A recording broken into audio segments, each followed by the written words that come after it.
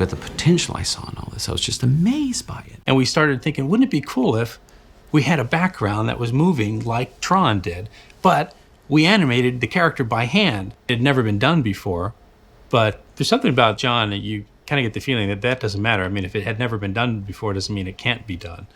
John and Glenn soon got approval to experiment with animation and computerized backgrounds. But at the studio, there was a growing fear that the computer was going to make animators obsolete. I'd say 95% of the fellows at the studio were saying, well, you never get me to do anything like that. They're ruining everything. And I talked to John Lasseter about the things he was doing. I said, gee, if you get that much imagination and new types of movement done on a computer but not by the pencil, you'll be ahead of the game. The potential was there at that time, but no one wanted to do it except for Lasseter. A lot of the early days, artists were frightened of the computer because they were under the impression that somehow it was going to take their jobs away. And we spent a lot of time telling people, no, it's just a tool. It doesn't do the creativity. That's a misconception, but there was this fear, and it was everywhere. We interrupt this program for an important announcement. A state of emergency has been declared and the entire police force put on 24-hour duty in an effort to stop the mounting hysteria. There's no reasonable cause for alarm.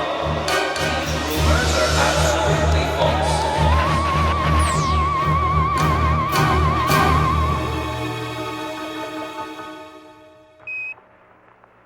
The reality of technology was very different from the fear. It was the computer that would take us to new frontiers. I believe that this nation should commit itself to achieving the goal before this decade is out of landing a man on the moon and returning him safely to the earth. Liftoff on Apollo 11. The space race ignited funding in computer research for a select number of universities around the country. In the 1960s, the University of Utah set up one of the first labs in computer graphics, headed by the top scientists in the field. Ed Catmull, an aspiring artist, was among the few drawn to the potential in computer graphics. I drew a lot. I wanted to be an animator. I wanted to be an artist. But at the same time, I believed that I wasn't good enough to be an animator.